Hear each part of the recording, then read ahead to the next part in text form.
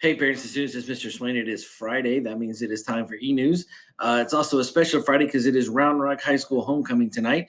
If you are looking for something to do tonight, they are playing at Dragon Stadium. I believe they are playing Stony Point. It is also senior night for all of the seniors.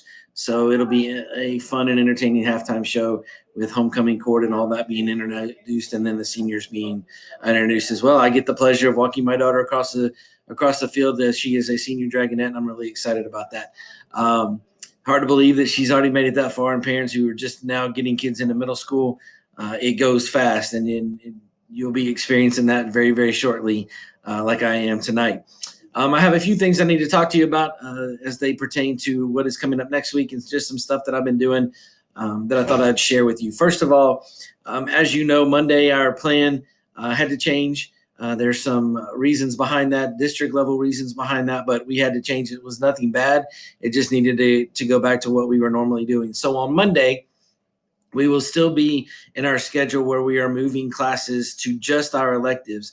On Monday, we're going to do that. We have, as you know, we had some teachers out because of quarantine purposes. They will all be back as of Monday, and so they need a day to get back into their classrooms because they've been gone from them for 14 days, get their stuff ready and get their classrooms ready to be able to welcome kiddos back into their class on Tuesday. So starting Tuesday, we will actually transition to all of our classes on Tuesday. So they will go to all their core classes and all of their elective classes and no longer need to go to pods. What that means is on Tuesday morning when they arrive, instead of going to a pod, they will go to their fourth period class, I believe, because it is a B day on Tuesday. So we will transition on that day. We are having to make some little adjustments here and there, but they won't be anything that is crazy, and that we'll make sure kids know what they're doing as they're moving around the building. Along those lines, we are going to give our sixth graders a schedule with a map on the back so that they can find their way around the building. Plus, obviously, a bunch of us will be around in the hallways, making sure that they're walking in the right directions in the hallways, as we now have one-way hallways, but that they also can find their classes in a timely manner, not stress out. It's kind of like the third or fourth first day of school that we've had this year, and it's all kind of interesting and changes every time we turn around.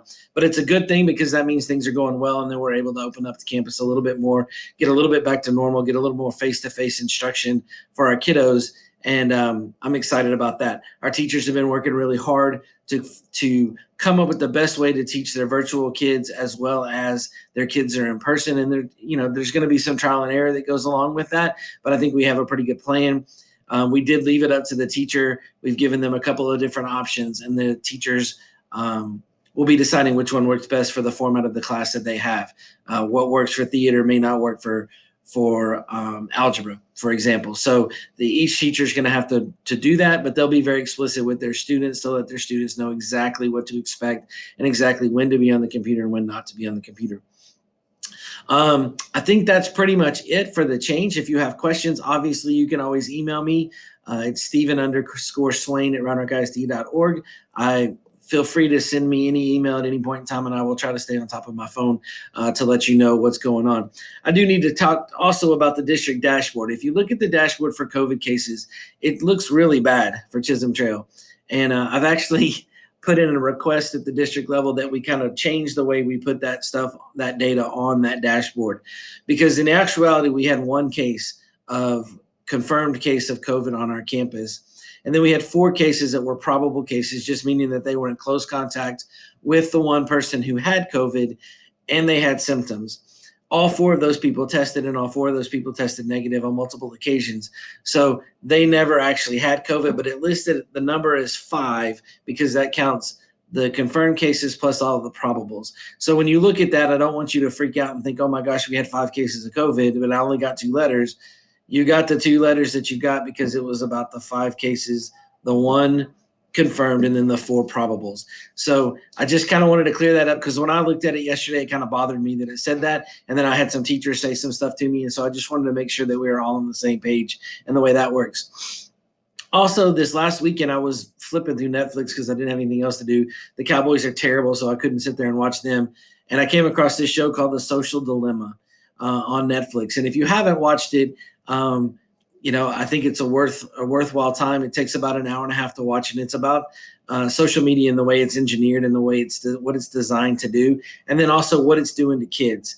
And, as somebody who deals with um, kids and social media on a variety of different levels, whether it's being mean to each other on social media or the expectations that kids have of themselves because of what is generated on social media, or self-esteem issues based on I only got 27 likes on this picture when so and so got 100 likes for the same kind of picture. I mean, all of those things is what we deal with on a daily basis.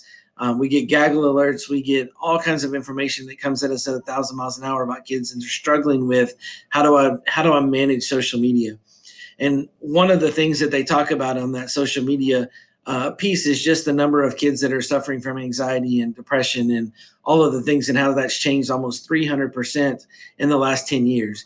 And so I just really, as a parent, I really encourage you to watch it. You may agree with it. You may disagree with it. You may think I'm full of it after you watch it, but I just really think it's something that's interesting enough that you could pay attention to it and see if it applies to anything in your house.